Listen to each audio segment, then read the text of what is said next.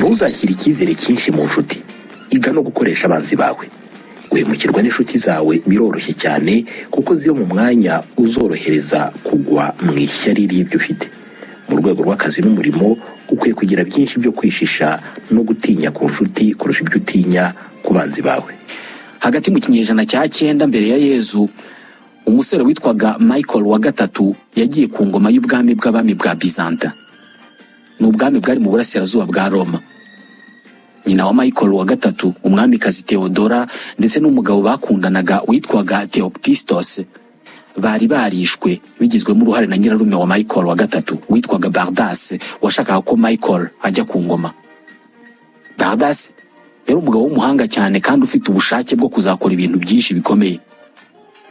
Michael yisanze ku bwami akiri muto, atanafite uburambe mu kuyobora, kandi azengurutswe n'abamwungirije benshi bamaze imyaka myinshi mu buyobozi, barimo n'abazobereye mu gukora amabi.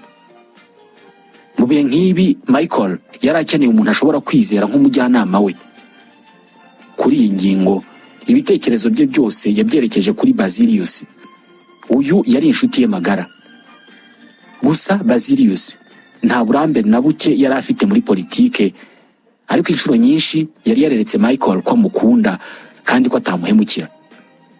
Inshuro nyinshi yari yaramurokoye, yaramuhaye impano, yaramukoreye n'ibindi bikorwa byinshi byatumye Michael atekereza ko Basilius ari inshuti y'indahemuka.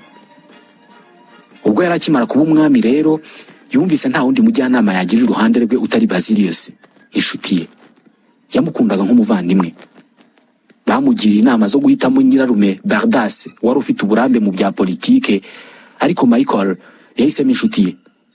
Basilius yize vuba cyane ku buryo bidatinze yatangiye kugira inama umwami ku ngingo zitandukanye zirebana n'imibereho y'igihugu. Ikibazo cyonyine cyavutse cyaje kuba amafaranga.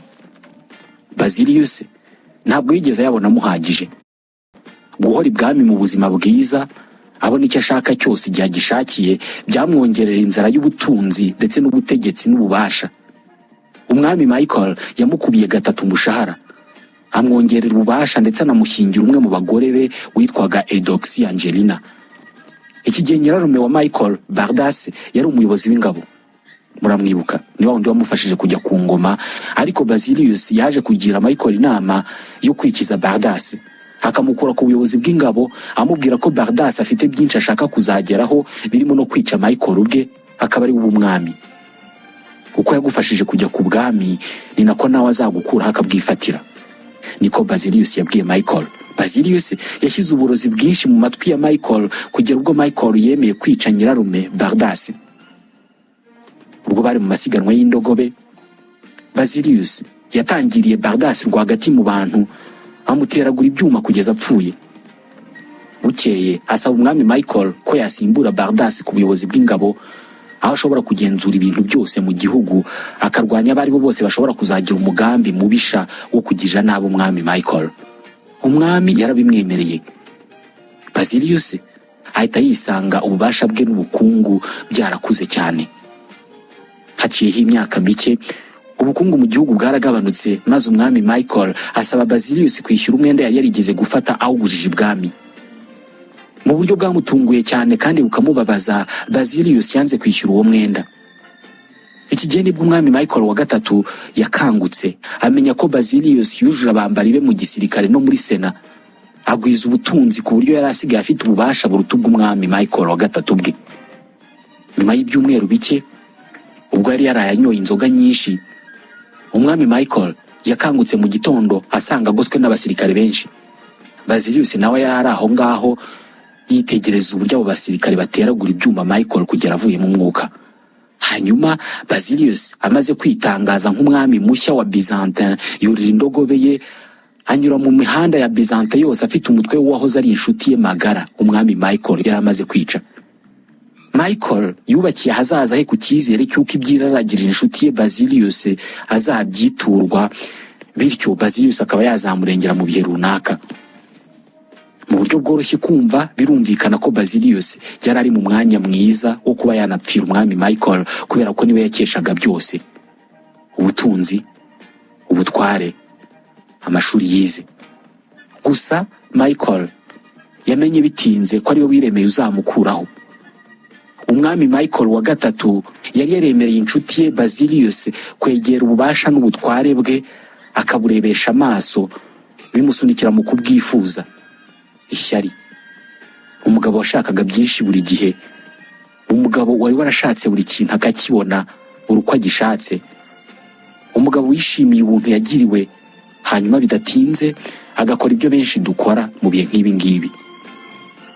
Kwibagirwa ineza twagiriwe, ahubwo tugatekereza ko ibyo twahawe byose twabikoreye. Yifashishije iyi nkuru, Robert Greene agaragaza uburyo ubushuti n'urukundo bituma benshi badatekereza ku nyungu zabo. Ni bangahe batekereza ko bashobora kugambanirwa no guhemukirwa n'inshuti zabo? Ni ibisanzwe kwifuza kwifashisha inshuti zawe igihe ubikeneye. Ubuzima buragoye kandi inshuti zirabworoshya. Kubera iki wajya kwizera umuntu utazi kandi ufite inshuti? Ikibazo nuko inshuro nyinshi tuba tutazi inshuti zacu nk'uko tubitekereza. Mu birebana n'umurimo, Robert Greene agira abantu cyane cyane abakoresha inama yo kurekera inshuti mu bushuti, hanyuma akazi kagaharirwa inzobere ndetse n'abazi iby'akazi. Mu birebana n'akazi n'ubucuruzi, igihe umwanzi wawe afite ubumenyi ukeneye, ni ngombwa gushyira urwango ku ruhande ugakorana nawe. Umunyabwenge yungukira byinshi ku banzi be kurusha ibyo umuswa yungukira ku nshuti ze. Buri gihe ujye uvuga bike kurenza ibikenewe. Buri gihe iyo ugerageza kwigarurira abantu ukoresheje amagambo, ni kurushaho kugaragara nk'usanzwe, akaba ari nako utakaza ubushobozi bwo kugenzura ibyo uvuga. Uko uvuga byinshi niko hari amahirwe menshi y'uko uri buvuga ibintu biterekeranye bishobora no kugukoraho. Abantu benshi bamara igihe kinini bashaka kumenya icyo abandi batekereza. Kutavuga byinshi kwawe kuzakongerera ububasha kuri abo bantu. Nushobora kugenzura ibyo utangaza, uzunguka ububasha bwinshi ku bantu. Mu kinyejana cya 5 mu bwami bwa Roma hari umusirikare ukomeye cyane witwaga Marcus Coriolanus. Yari yararwanye intambara nyinshi muri icyo gihe, arokora umujyi wa Roma kugwa mu biganza by'abanzi. Kubera ko yiberaga ku rugamba, ntabwo abaturage benshi bari bamuzi, ntibari bazi isura ye. Byatumaga benshi bahora bumva ko hari umusirikare w'igihangange Roma yose ikesha kubaho kwayo, ariko nta muntu wari umuzi cyangwa se ngo yumve ijwi rye. Mu mwaka wa 454 mbere ya Yezu, Coriolanus yabonye ko igihe kigeze ngo akoreshe ubuhangange bwe n'ubutwara azwiho mu nyungu ze bwite za politike. Afata icyemezo cyo kwiyamamariza kuyobora umujyi wa Roma. Mu kwiyamamaza kuri uyu mwanya, abakandida bagombaga kugeza ijambo ku baturage. Ubwo igihe cye cyo kugeza ijambo kuri rubanda cyari kigeze, Coriolanus yaje imbere y'imbaga, ntiyagira amagambo menshi avuga, ahubwo abereka ibinyacumi by'inkovu zikomeye yakuye ku rugamba yamazeho imyaka irenga 17 arwanira umujyi wa Roma. Abantu bake mu bari aho nibo bonyine bakurikiye amagambo make yavuze. Bose bari bamaze kumutora mu mitima yabo, kubera ko babonaga ko ari intwari idashaka kuvuga amagambo menshi, ahubwo ishaka kugaragaza ibikorwa. Bari basanzwe bamuzi inkuru z'uko ari indwanyi ikomeye, maze aza no kubereka ko ari byo koko, abereka izo nkovu. Bose baramukunze.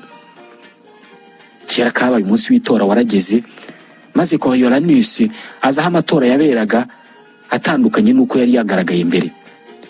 Yaje arinzwe n'abasirikare benshi, yambaye imyambaro y'urugamba kandi aherekejwe n'abantu benshi bakomeye cyane barimo abategetsi n'abakire. Yari yaramaze kwizera ko yatowe. Ba bantu bari bararahiriye kuzamutora ndetse baramukunze urukundo rwinshi cyane, ntabwo bishimiye uko nguko yaje agaragara.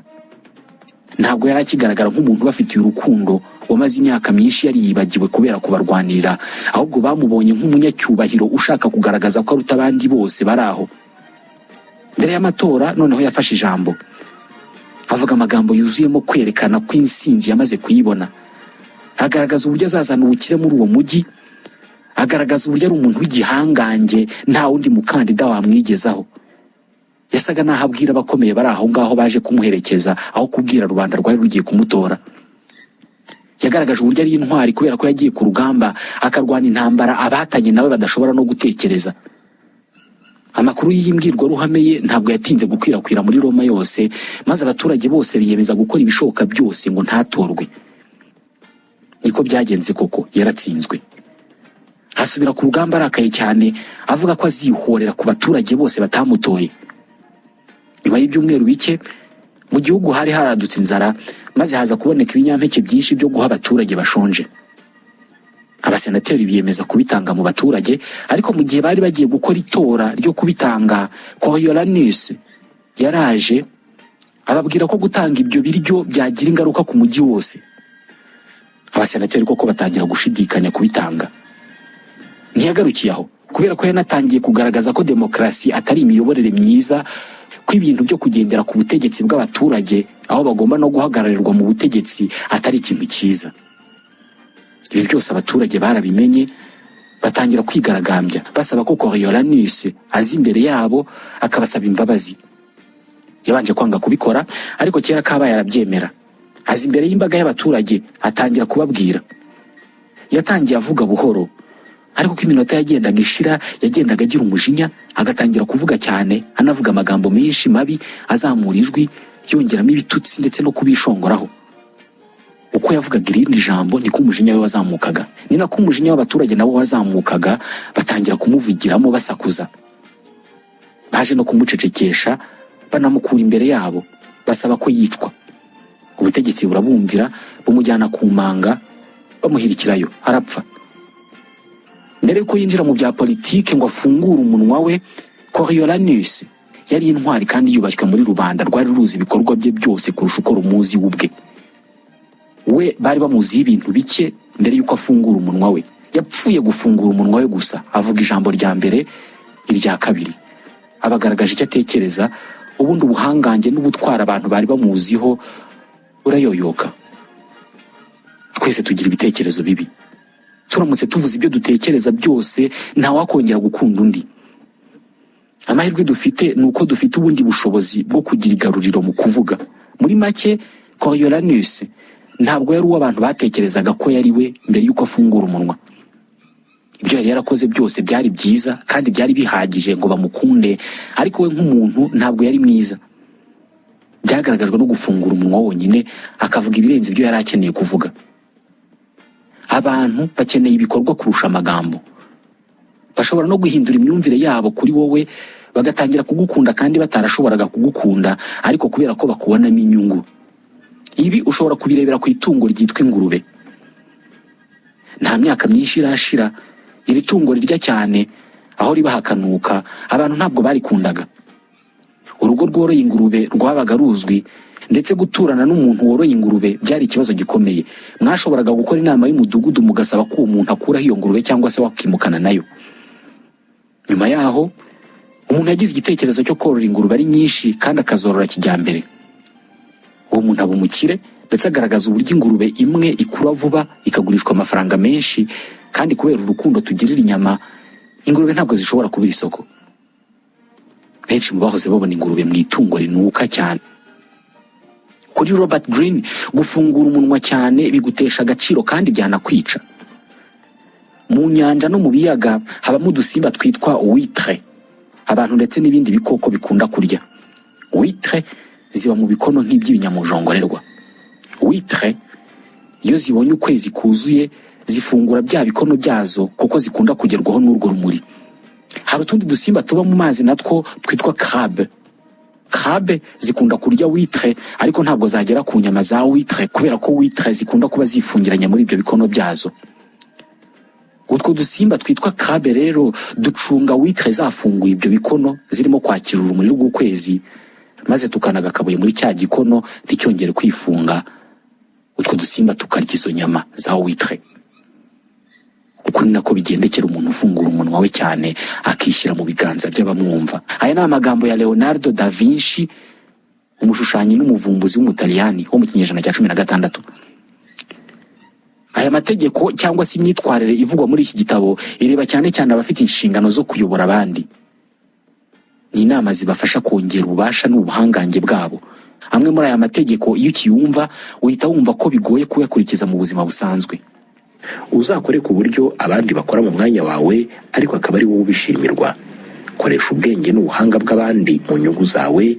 Ibi usibye kukurokorera igihe n'ingufu, bizanaguha ububasha butagira ingano. Abagufashije bazibagirana, ariko wowe uzibuka iteka ryose. Ntuzigere na rimwe wikorera ibyo abandi bashobora kugukorera. Mu 1883 umujene w'umunyaserbiya witwaga Nikola Tesla yakoreraga ishami ry'Uburayi ry'ikigo cy'Abanyamerika cyari kizobereye cyane mu kubaka ibikorwa remezo by'amashanyarazi, Continental Edison Company. Tesla yari umuhanga cyane w'umuvumbuzi mu by'ikoranabuhanga. Iki kigo yakoreraga cy'Abanyamerika cyayoborwaga na Charles Batchelor. Batchelor yari inshuti ya Thomas Edison. Edison yari we nyiri Continental Edison Company, boss wa byose nyine. Batchelor yakunze cyane Tesla maze aza kumuhuza na Edison ariwe boss wa bose. Edison akibona Tesla, akibona uburyo ari umuhanga, ahita afata icyemezo cyo kumuha akazi ko gukorera New York. Tesla atangira kujya akora amasaha 18 ku munsi. Kubera ubuhanga bwe, yasabye boss kumwemerera akavugurura dinamo zari zaravumbuwe n'iki kigo zikora ibirebana no gukora amashanyarazi. Thomas Edison ahita yumva uburyo ko ngako kaba ari akazi gakomeye cyane kubera ko abandi ba engineer batari kugashobora. Aramubwira ati ibyo nuramuka ubishoboye nzaguha $50,000 by'amadolari. Tesla yarabikoze, avugurura izo dinamo. Agiye kwishyuza boss $50,000, boss Edison aramuseka cyane aramubwira ati Tesla, ugomba kuba udasobanukiwe uburyo Abanyamerika dutebya. Cyakora yamwongeje umushahara. Inkuru yakwiriye hose ko Edison yavumbuye ubwoko bushya bwa dinamo. Ibyuko byaba byarakozwe n'umuengineer witwa Tesla nta n'ijambo na rimwe. Intego Tesla yari afite kwari ukuzavumbura uburyo umuriro w'amashanyarazi wajya ukora ugenda mu nsinga ariko ukaba wahindura ibyerekezo n'ingufu courant alternative. Iki ari igitekerezo cyiza cyane, ariko Edison yanze kukimufashamo ngo akore ubu bushakashatsi ndetse yakoze byose nkamuca intege, nyamara yarabibonaga ko ari igitekerezo cyiza. Tesla yahise yegera umukire witwaga George Westinghouse amusaba kumutera inkunga muri ubwo bushakashatsi. Westinghouse yemeye kumufasha, basinyana amasezerano y'uko ubwo bushakashatsi nibubyara umusaruro bazajya bagabana inyungu. Barabikoze ndetse ubushakashatsi bwe bubyara umusaruro. Ubuvumbuzi buramenyekana cyane, ariko bivugwa ko bwakozwe na Westinghouse kubera ko ari we wabutanzeho amafaranga ye. Hashize iminsi Westinghouse afata icyemezo cyo kugurisha ibyavuye muri bwa bushakashatsi kubera ko ari nawe wari wabwishyuye. Gusa yahaye Tesla $216 by'amadolari. Imikorere y'amashanyarazi dukoresha uyu munsi ndetse na radio ubwayo yituvugiramo, ibyinshi birebana n'umusingi w'ibi bikorwa tubikesha ubuvumbuzi bwa Nikola Tesla. Ariko ubwo buvumbuzi bwitiriwe abakoresha be. Mu 1917 Nikola Tesla yari umukene, nyamara yaravumbuye byinshi mu byabyaye ikoranabuhanga ryari rigezweho icyo gihe. Yabwiwe ko bagiye kumuha umudari witiriwe Edison kubw'uruhare yagize mu buvumbuzi bwateje imbere amashanyarazi ku isi. Uyu mudari Tesla yarawanze, arababwira ati muransaba ko nemera mukampa icyubahiro mu mudari mwomeka ku mwambaro wanjye nkahagarara imbere y'abakozi banyu mu gihe cy'isaha yose. Ari bishoboka iyo mitako mwanayishyira ku mubiri wanjye wose, ariko mukawureka ugakomeza kuzongwa n'inzara, nyamara mwananiwe gushimira ubwonko bwanjye bwashyizeho umusingi ibyo bigo byanyu byubakiyeho. Nikola Tesla yizeraga ko siyanse nta ihurira na politike ndetse no kumenyekana. Gusa uko yagiye akura, yagiye abona ko ibi ngibi ari byo bizamwica. Edison yari ikinyuranyo cya Tesla. Ntabwo yari afite ubuhanga nk'ubwa Tesla muri siyanse. Umunsi umwe yanavuze ko adakwiye kwiga imibare kubera ko naramuka akeneye imibare azahakaza umunyamibare. Yari umucuruzi. Iyo yashakaga kuvumbura ikintu runaka, yahagakaza umuhanga ukimuvumburira wakacyitirirwa. Mu birebana n'ubuvumbuzi, izina ry'icyavumbuwe rifite agaciro gato ugereranije n'umuvumbuzi. Ibi nibyo Edison yamenye hakiri kare. Ukwiye gukora ku buryo ushimirwa akazi wakoze cyangwa wagize uruhare mu gukora. Ku rundi ruhande, yiga gushaka inyungu mu kazi k'abandi. Mu bucuruzi n'inganda, buri wese isi y'ububasha n'ubutegetsi imeze nk'ishyamba. Hari abahiga kandi bakica umuhigo, ariko hari n'izindi nyamaswa nk'impyisi n'inkongoro zitungwa n'uko hari izindi nyamaswa zahize. Izi ntabwo zikeneye gutekereza cyane ngo zimenye aho umuhigo uva. Icyo zizi ni ugutegereza zihanganye kugeza igihe habonetse indi nyamaswa yica umuhigo. Mu nyamaswa zose zibaho, inkongoro niyo ibona ibyo kurya itavunikiye. Akazi kakozwe n'izindi nyamaswa niko kayitunga. Robert Greene agaragaza ko ku isi hari abantu bameze batya, badashobora gutekereza kugira icyo bakora, ahubwo bategereje ko abakoze bunguka ubundi bakabariganya ibyabo kuva ku butunzi kugera ku gushimirwa ndetse n'icyubahiro bakoreye. uzatsindisha abandi ibikorwa byawe aho kubatsinda mu mpaka. Ni iby'agaciro cyane kwemerwa n'abantu hashingiwe ku bikorwa byawe utiriwe unafungura umunwa. Kora wisobanura. Ikibazo cyo kujya impaka ni uko iyo zirangiye udashobora kumenya niba abo watsinze wabemeje koko. Bashobora kukwereka ko ari wowe ufite ukuri, nyamara bagera hirya bakavuga ko utava ku izima kandi ko ukunda impaka za ngo turwane. Amagambo afite ububasha bwo kugira ibisobanuro bitandukanye. Umuntu ayaha igisobanuro bitewe n'uko yiyumva muri ako kanya. Rimwe na rimwe na nyuma yo kwemeranya n'umuntu twagiye impaka, dushobora kugaruka ku bitekerezo byacu bya mbere y'impaka. Buri wese arabizi ko mu gihe impaka zishyushye ushobora kuvuga ikikujemo cyose kugira ngo ushyigikire ibitekerezo byawe. Uzavuga imirongo yo muri Bibiliya utasomye, uvuga imibare utazi niba ariyo.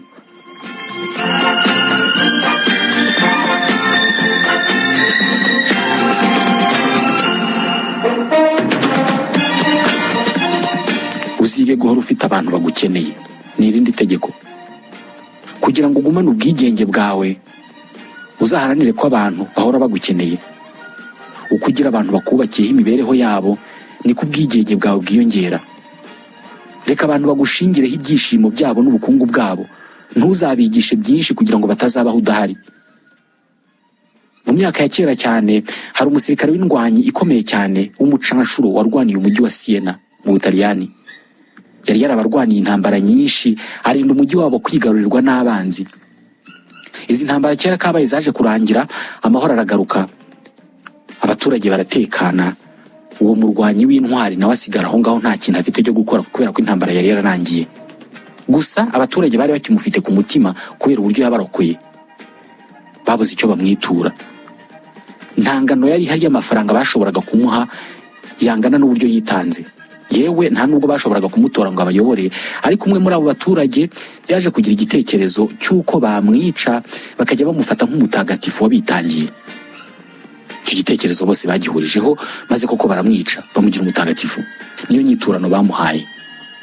Impamvu nyamukuru yatumye bahuriza kuri iki gitekerezo cyo kumwica ntabwo ari uko cyari igihembo gikomeye cyangwa se cyiza babonye kiruta ibindi, ahubwo nuko nta ntambara yari igihari.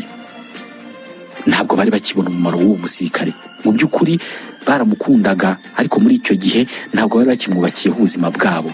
Iyi ni imwe mu mpamvu Robert Greene atanga inama y'uko umuntu yakubaka imibereho ituma abantu bahora bafite icyo bamukuraho kandi batabona ahandi ahariho hose.